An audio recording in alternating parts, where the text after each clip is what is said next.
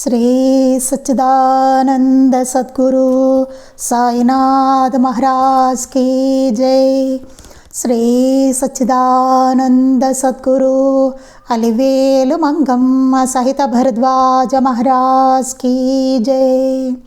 శ్రీ సచ్చిదానంద సద్గురు నాంపల్లి బాబా Maharaj key జై. జై Sai master. ఈరోజు సత్సంగంలో మనం మహాత్ముల ముద్దు బిడ్డడు ఆచార్య శ్రీ ఎక్కిరాల భరద్వాజ మాస్టర్ గారి చరిత్ర. రచయిత సి థామస్ రెడ్డి గారు. ఈరోజు మనం మాస్టర్ గారి జీవిత చరిత్ర గ్రంథాన్ని మనం ఈరోజు మొదలు పెడుతున్నామండి. ఇది తగినంత శ్రద్ధాభక్తులతోటి మనకి ఈ గ్రంథ పారాయణ సత్సంగం మనకి జరగాలని బాబా మాస్టర్ గారిని అమ్మగారిని ప్రార్థిస్తున్నాను. మహాత్ముల ముద్దు బిడ్డడు ఆచార్య శ్రీ ఎక్కిరాల భరద్వాజ మాస్టర్ గారి జీవిత చరిత్ర. ఇది రాసింది థామస్ రెడ్డి గారండి. ఇది ముందు కొంత రాయడం జరిగింది, అది మనం ఇప్పుడు చదువుకుందామండి. జై అవధూత చింతన శ్రీ గురుదేవదత్త శ్రీపాద కామేశ్వరానంద తీర్థస్వామి గారు, శ్రీ విద్యాపీఠం టండి. ఆజన్మానం నరజన్మ దుర్లభం. 84 లక్షల జీవరాశుల్లో ఉత్తమమైన జన్మ మానవ జన్మ.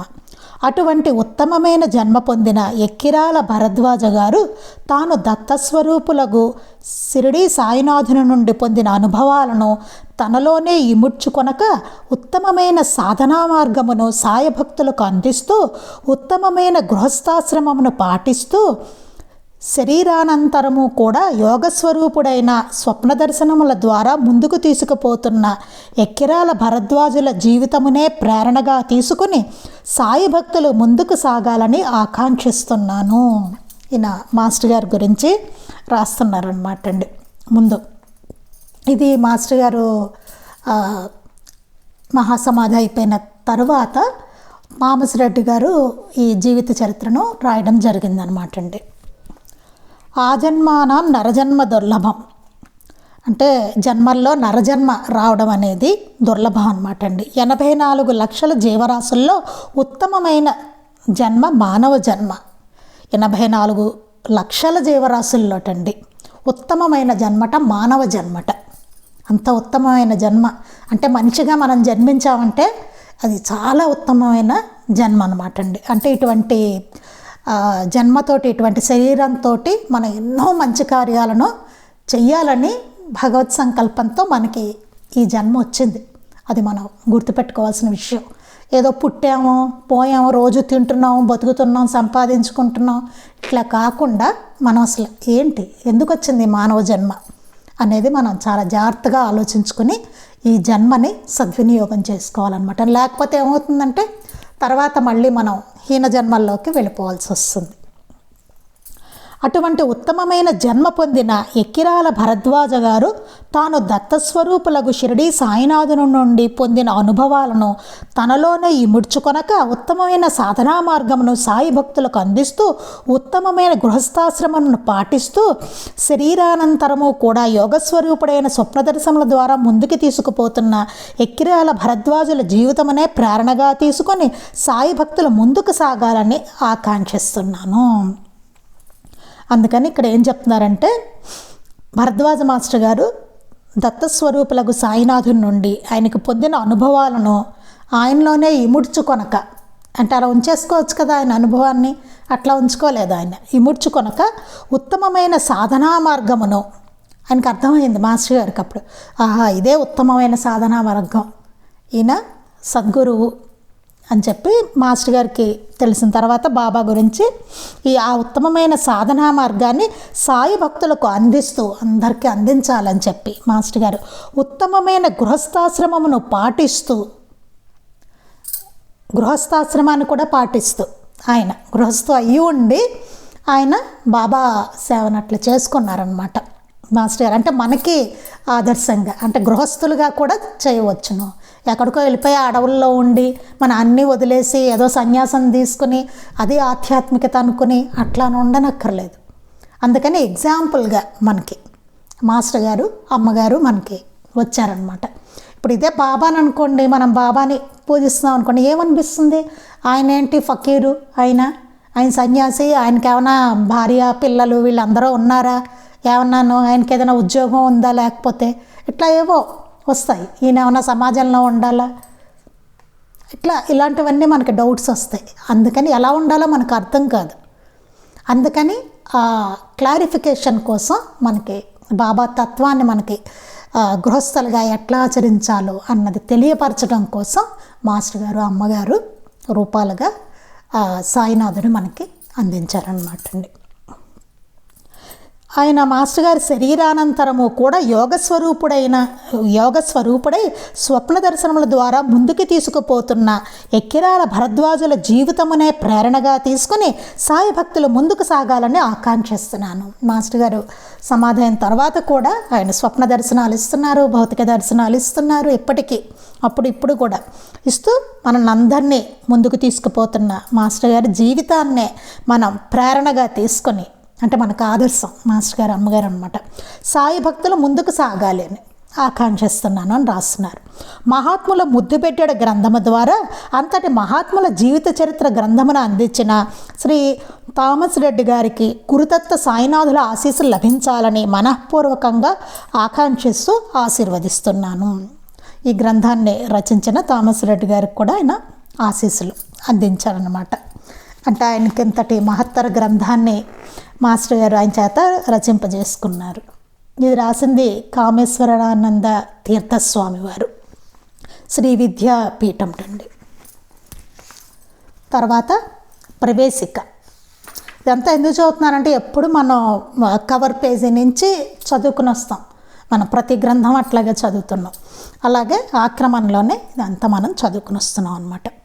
ఇది హెచ్ఎస్ బ్రహ్మానందం గారు అని ఆయన రాశారండి ప్రవేశిక. ఈ గ్రంథానికి ముందు మాట రాయగలవారు పూజ్యులు మాతృశ్రీ అలివేలు మంగ తాయారు భరద్వాజ గారు మాత్రమే. ఈ గ్రంథానికి అసలు ముందు మాట రాయాలంటే మన అమ్మగారే కదా, పూజ్యులు మాతృశ్రీ అలివేలు మంగ తాయారు గారు వారే రాయాలి అసలు మామూలుగా ముందు మాట రాయాలంటే. ఎందుకంటే మాస్టర్ గారిని ఎవరో అడిగారట, మాస్టర్ గారు మీ శిష్యులు ఎవరని అడిగారట. అప్పుడు మాస్టర్ గారేమో అమ్మగారిని చూపించారట. చూడండి, అమ్మగారిని చూపించారట. అంటే మాస్టర్ గారి శిష్యులు అమ్మగారు 100కి 100 పాళ్ళు మాస్టర్ గారు చెప్పినట్టుగా, అట్లా బాబా చెప్పినట్టుగా అట్లా నడుచుకున్నది అమ్మగారు మాత్రమే. అది మాస్టర్ గారే స్వయంగా చెప్పింది. ఇది వారు ఆశీస్సులు అందించి నడిపించిన రచనే ప్రస్తుత గ్రంథం. అమ్మగారు ఆశీస్సులతోటే నడిచిన గ్రంథం అన్నమాట ఇది. భరద్వాజ మాస్టర్ శిష్యుడు థామస్ రెడ్డి గారు నాకు దైవ సంఘటనగా తారసిల్లిన పరిశోధక మిత్రులు కావడం వల్ల ఈ గ్రంథాన్ని పరిచయం చేయాల్సిన బాధ్యతను వహిస్తున్నాను. ఈ థామస్ రెడ్డి గారు ఈయనకి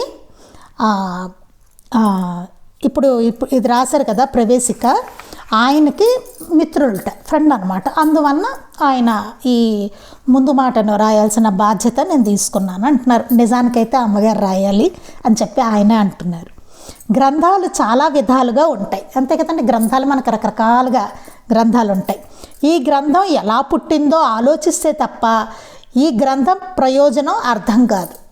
గ్రంథాలు రకరకాలుగా ఎన్నో గ్రంథాలు, నేను రాయొచ్చు, మీరు రాయొచ్చు, ఇంకోళ్ళు ఎవరో రాయొచ్చు, ఎన్నెన్నో ఉంటాయి కదా. కానీ ఈ గ్రంథం ఎలా పుట్టింది, అసలు ఎట్లా వచ్చింది మాస్టర్ గారి జీవిత చరిత్ర అని చెప్పి ఆలోచిస్తే తప్ప ఈ గ్రంథం యొక్క ప్రయోజనం అనేది మనకు అర్థం కాదు అని చెప్తున్నారు.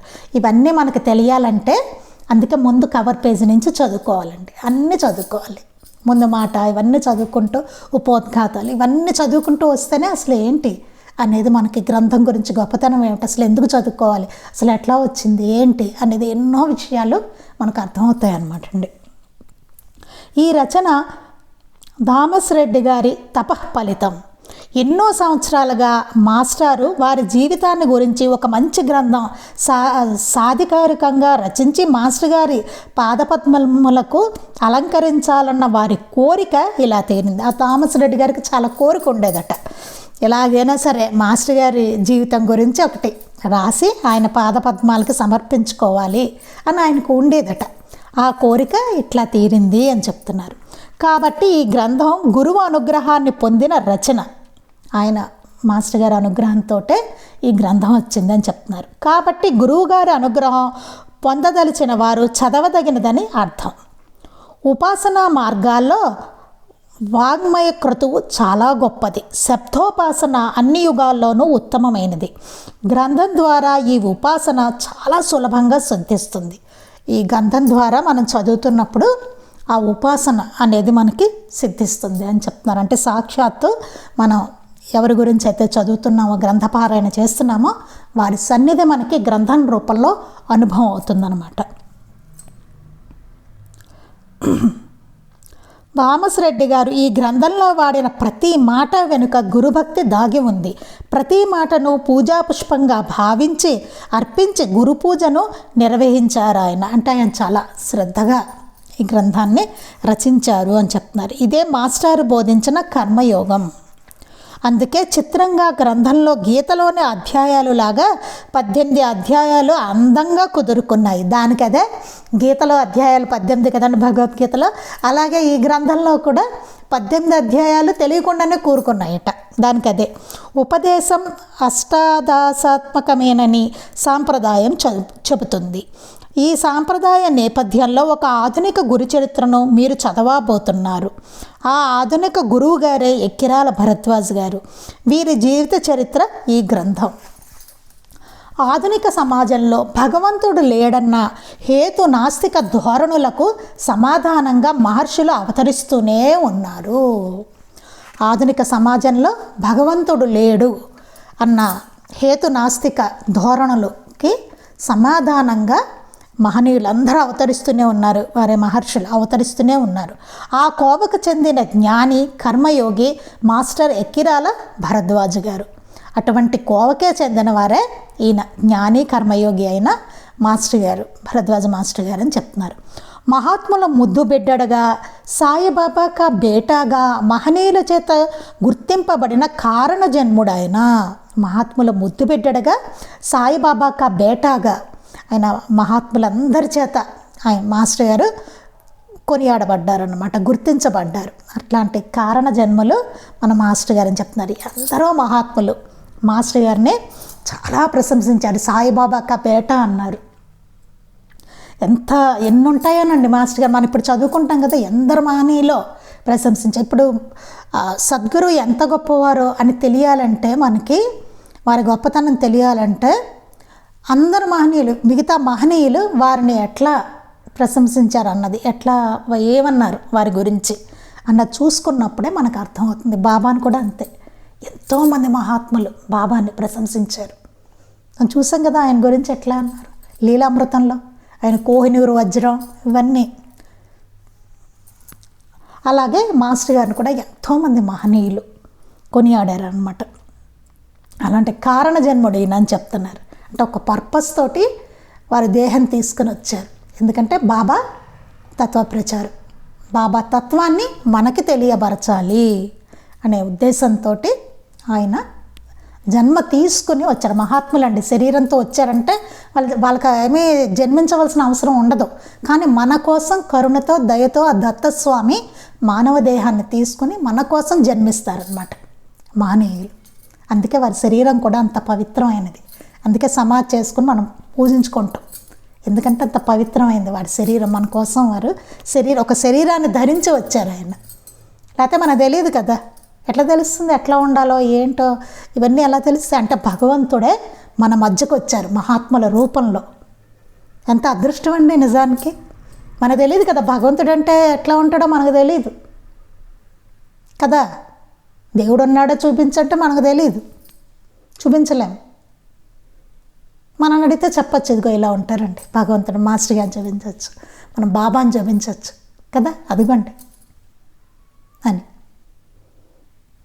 కదా, మనకు తెలియదు. అలాంటిది మన మధ్యకు వచ్చారు వారు దత్తస్వామి. మన మీద ఎంత కరుణ చూడండి ఆయనకి. అందుకని ఆయన విశ్వజనీన చైతన్య పరిధిలో జీవించిన తపస్శాలి.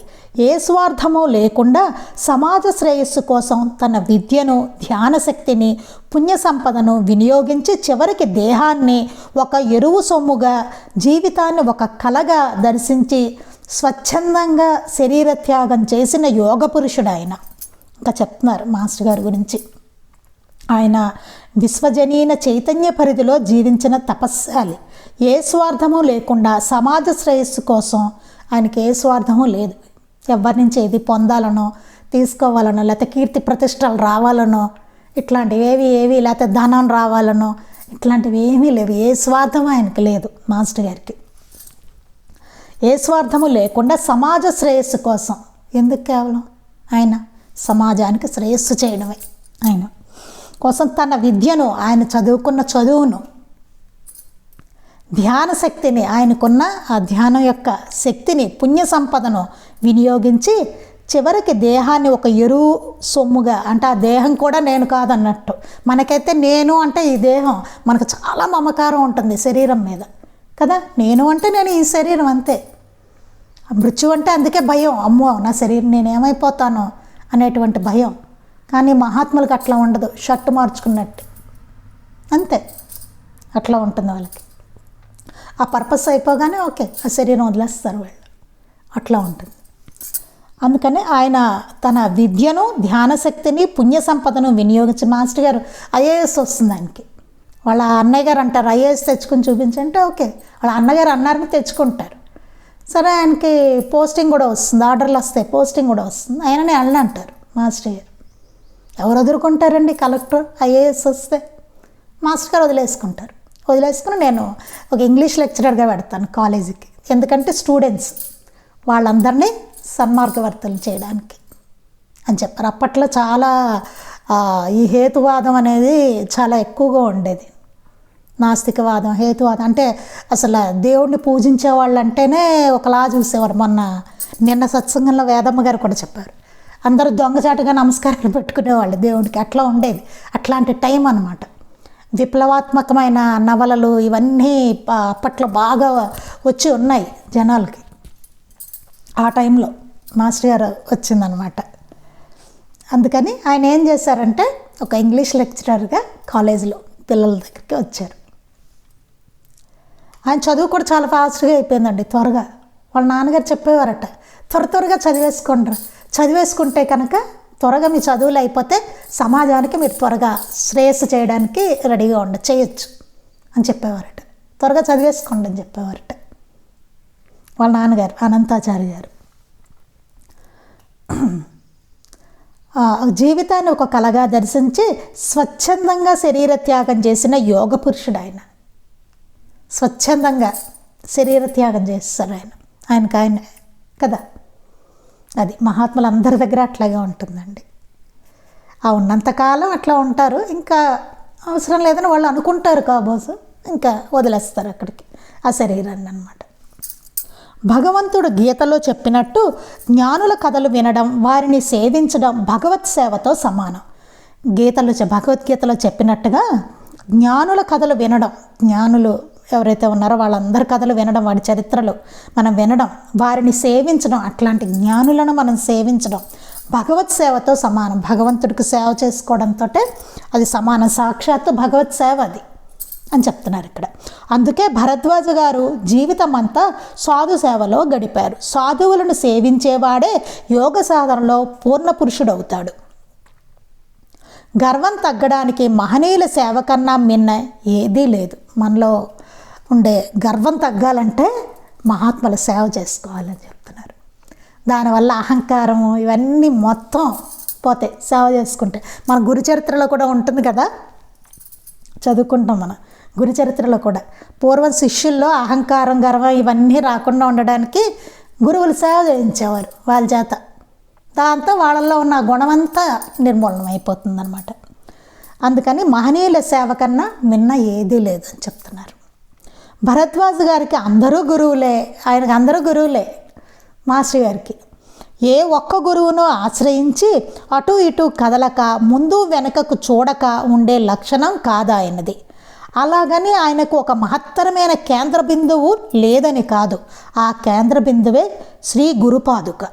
అవధూత మార్గానికి చెందిన దత్తస్వరూపుడైన ఆ సాయి వామపాదమే వారి గురుపీఠం. మాస్టర్ గారు ఎంతోమందిని మహనీయులను దర్శించుకున్నారు. అందరిలోనూ బాబానే చూస్తూ ఆయన ఎంతోమంది జ్ఞానులను ఆయన దర్శించుకున్నారు మాస్టర్ గారు. కానీ ఆయన కేంద్ర బిందువు మాత్రం సాయినాథుల వారు.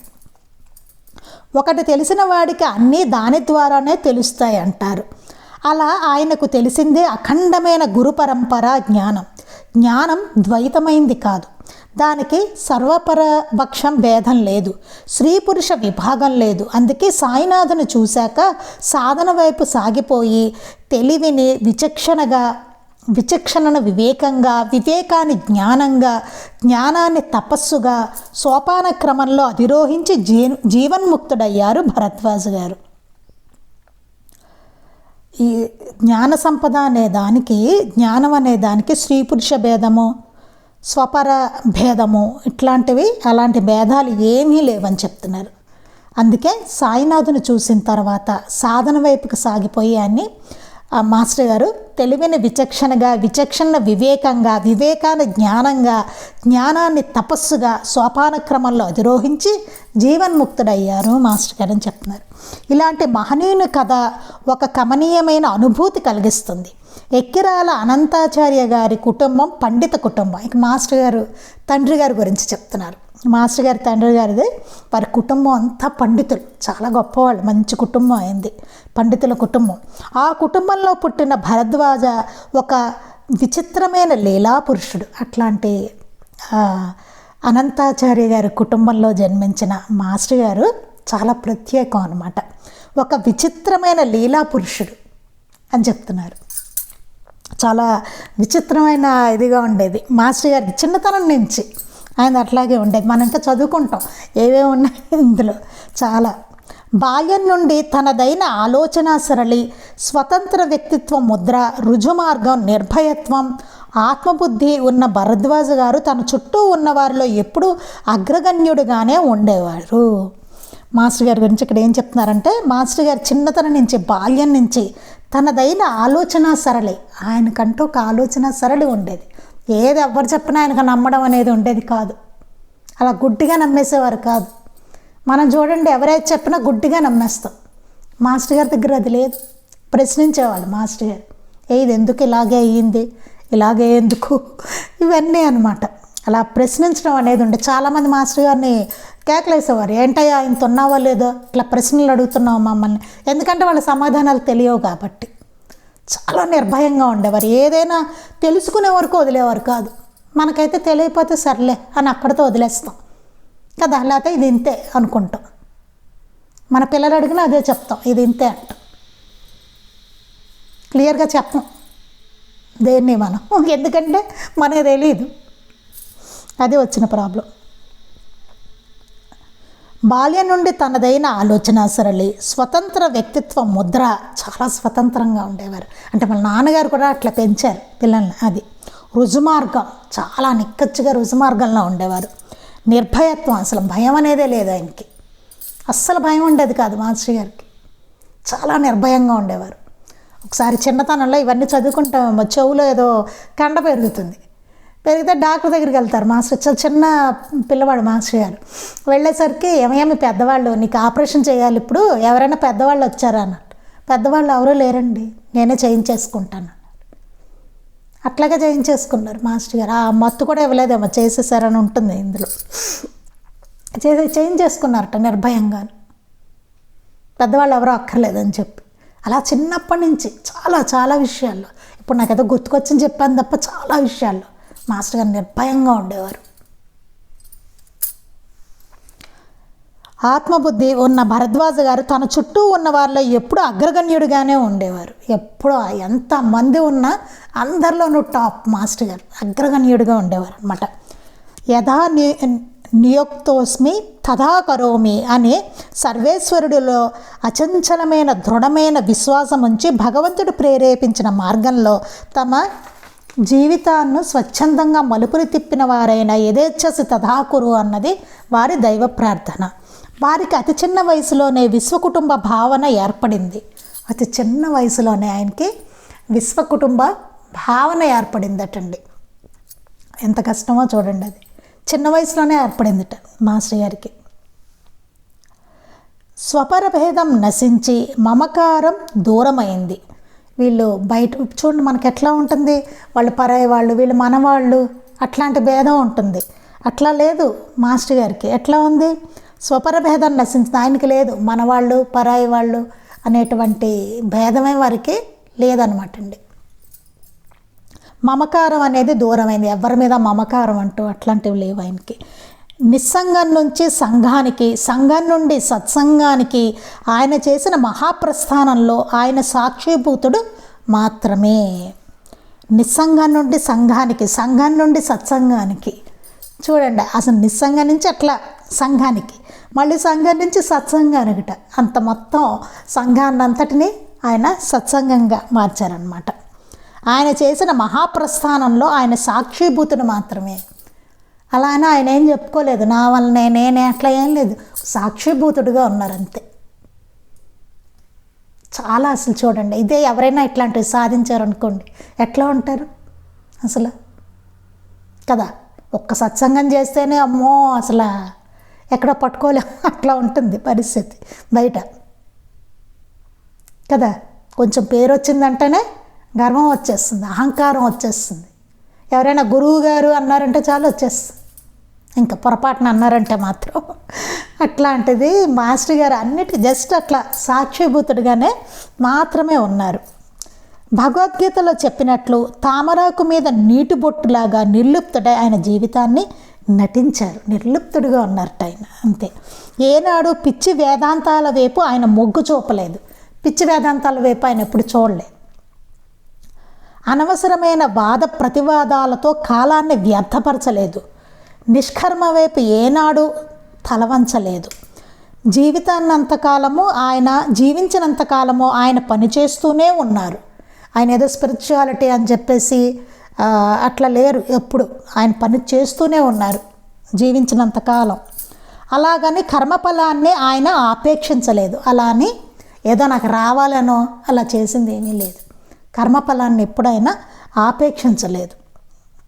ఏ ప్రతిఫలం సన్మానం ఆశించని వారి జీవితం పరిపూర్ణ రాజయోగం. ఆయన ఎప్పుడు ప్రతిఫలాన్ని ఆశించలేదు దేనికి. నేను ఇది చేశాను కదా, నాకు ఇట్లా అవ్వాలని, ఇలా రావాలనో ఇలా ఏమీ లేదు కదా. సన్మానం ఆశించని వారి జీవితం, ఎవరి నుంచి సన్మానాలు అవి కోరుకోలేదు మాస్టర్. వారి జీవితం పరిపూర్ణ రాజయోగం. శ్రీ సాయి ప్రబోధించిన కర్మయోగవేత్త భరద్వాజ గారు. బాబా ప్రబోధించిన ఆయన కర్మయోగవేత్తే భరద్వాజ మాస్టర్ గారు అని చెప్తున్నారు ఇక్కడ. ఇది ఇక్కడికి ఆపుతున్నానండి. రేపు ఇంకా మిగిలిన చదువుకుందాం. ఇది ఇంకా ఉంది ఆయన రాసింది, మిగిలింది మనం రేపు చదువుకుందాం. శ్రీ సచ్చిదానంద సద్గురు సాయినాథ్ మహారాజ్ కీ జై. శ్రీ సచ్చిదానంద సద్గురు అలివేలు మంగమ్మ సహిత భరద్వాజ మహారాజ్ కీ జై. శ్రీ సచ్చిదానంద సద్గురు నాంపల్లి బాబా మహారాజ్ కీ జై. గురుదేవ దత్త అవధూత చింతన. లోకా సమస్తాః సుఖినో భవంతు. లోకా సమస్తాః సుఖినో భవంతు. లోకా సమస్తాః సుఖినో భవంతు. జై సాయి మాస్టర్.